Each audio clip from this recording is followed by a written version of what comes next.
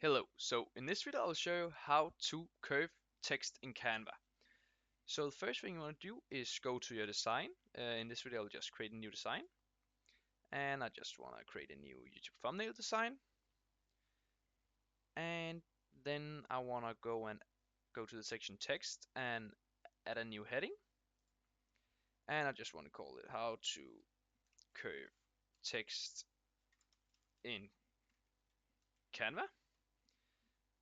And just move a little bit up.